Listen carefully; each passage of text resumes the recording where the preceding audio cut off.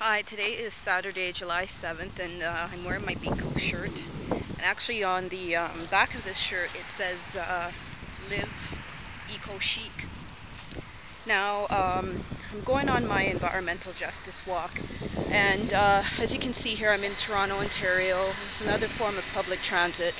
Now, a person has to pay $120 to ride that thing over there a month. And in some places, like when you're trying to encourage the use of public transit, you have to have a government system that actually subsidizes public transit so that it makes it affordable. And I live in this community that's considered very poor. There's a lot of murders, there's a lot of racialization, there's a lot of these ethnic claves, or these ethnic I don't even know what to call it, but it's just basically where different ethnic groups just concentrate themselves in certain pockets of economic benefit and capital.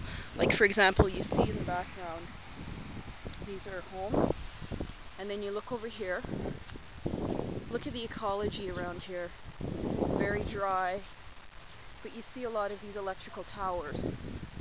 So I'm not sure what sort of capital gains are from real estate investment along here, but straight ahead you see apartment buildings, and there's been a lot of murders in this particular area in this community called Weston. Now, how many people do you see like myself on television reporting stuff like this? You see that there's pylons ahead of us, then you see some kind of electricity or electrical facility right here. Now, if you come here and see the workers, people working around here, they're all Caucasian. Now, the city that I'm in it promotes itself as being the most diverse city in the world. Well, if you're going to promote yourself like that, then why do you see the most diverse city in most shameful conditions? Look at all this garbage that you see just thrown wherever. Look at these packs. Look at that brand name. Look at this brand name. Look at that. Garbage is all over the place. What about the animals and the ecology? Why isn't this some kind of rich ecological region? What exactly was this place? What exactly was this place before they even did this development? Like you have, for example, the Jew community. Look at this garbage here. And look at this garbage all over the place. Now, what exactly was this land territory before they even decided to develop it? Was this originally... Look at this garbage here. People, they just walk wherever and they throw their shit all over the place, and they have like no respect for even what they do in their own homes. They come out here and do shit like this. How do you think these people live? What was this place before they decided to develop it?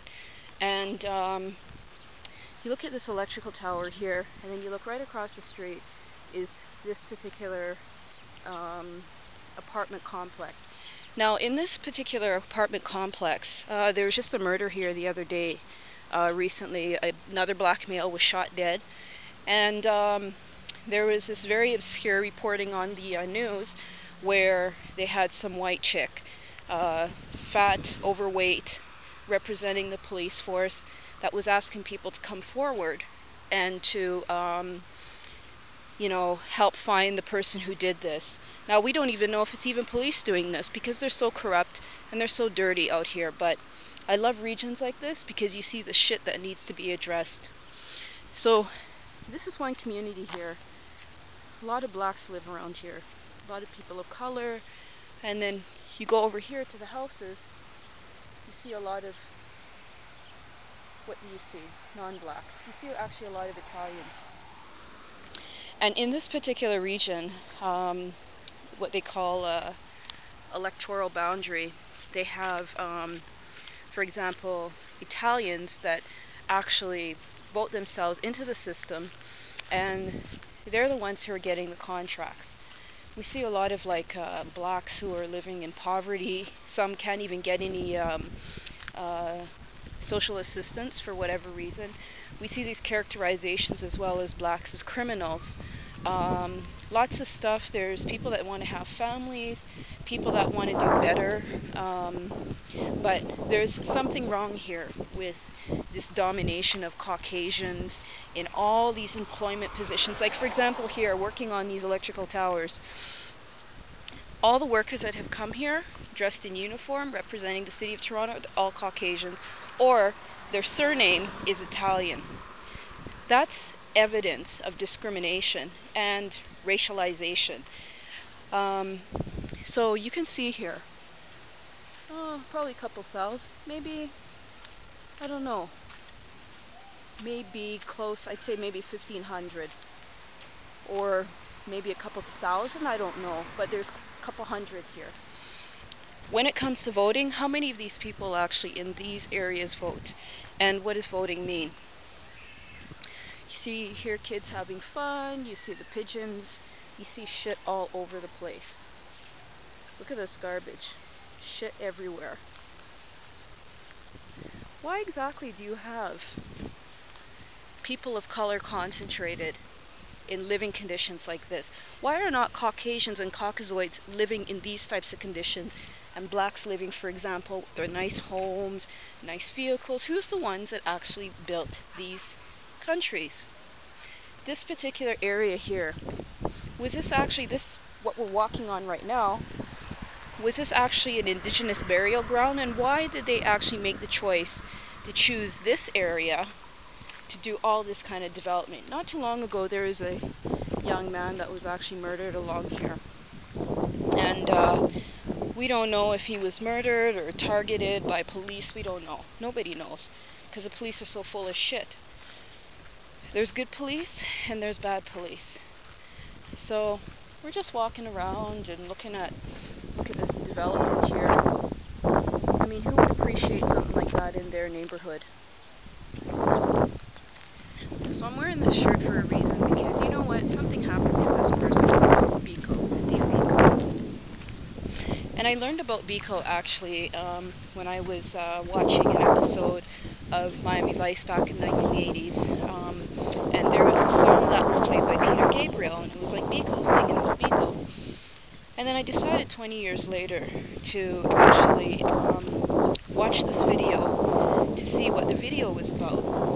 And so when I actually watched the video, I saw that there was something like related to this big mass movement with Amnesty International and whatnot. So something happened. So right now I'm just working on a piece with trying to figure out what happened to Steve Biko. I read this little short version of this text called Cry Freedom, and I did a second reading of it, and I was like, you know what? Seems like they're trying to patronize the situation with Steve Biko, and it's very strange to see how somebody who was so supportive. See, look at the shit around here. This. The kids are playing and stuff like this. Look at this. Look at this brand name. Now, why don't we have orange trees here? Huh? And this is what you have. These apartments. I'd love to live in this. But the problem is they don't even face south. So what kind of sunlight do you get? Who actually designed these apartments? You need sunlight to maintain your health. So I'm walking out towards the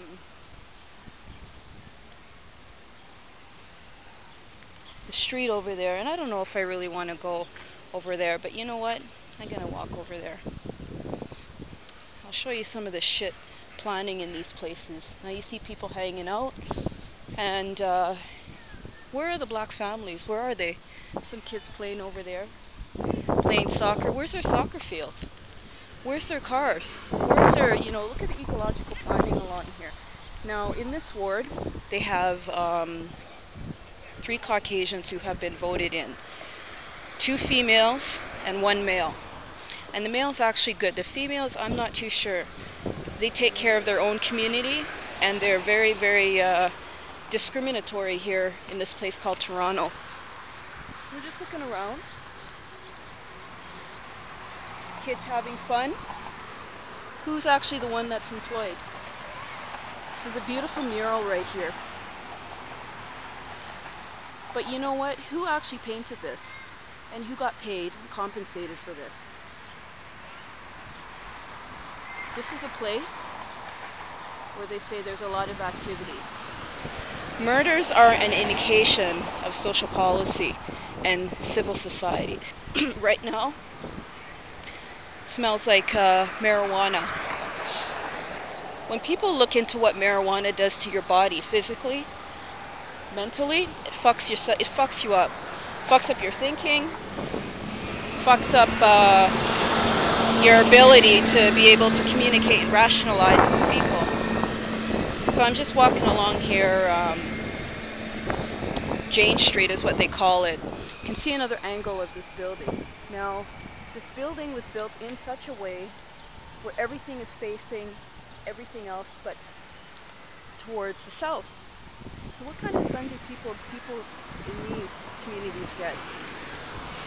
You need to have sun in your life. So who actually designed these places? It would be nice to actually get an aerial as like an eagle looking up, starting from up here and looking down. This is just another episode of my environmental justice walk. You actually have to do these walks to see, first of all, where is the environment? What is the conceptualization of the environment? Well, very dry grass, lots of poverty. You have these homes over here, but you have a lot of sound pollution here. And what exactly is this? People say, hey, you know, the United States, they're fucked up, and you know, there's a lot of problems in the US, but this is Canada. And this is a place where, for example, you know, sorry, I'm just looking at this vehicle and I'm like, you know what? We should see our own driving in cars like that, because guess who actually raises the profile in these places? It's not Caucasians. So I'm walking around, looking, people hanging out. But who's actually employed? I wish I could take some undercover video footage of what they call this criminal justice, I call it a transactional processing center. If you actually see what these people do in this court, they call it a courthouse actually, but it's actually a transactional processing center, I'll call it that. You see everybody in there employed white, and all the cases, murders, I just look at the ones like murders and broken families and all this like very disturbing stuff. It's black folk. So I'm saying to myself, what the fuck is this? Like what's going on here? So I'm just going on this walk and just looking around and you know just going on a environmental justice walk, and I decided to actually, hey, how you doing? Oh, this is my friend Greg. Sorry, Greg, I'm just doing some filming right now, so hey, how you doing? This is my friend Greg, and maybe I should have used, sorry, I'm using that name Greg for a reason. But I'm just doing some filming here, and I haven't seen my friend for a long time, so I'm here on my environmental justice walk. So what I'm going to do is I'm going to just cut it, and I'll make another part 2, and I'll pick it up where I was talking about Steve Biko.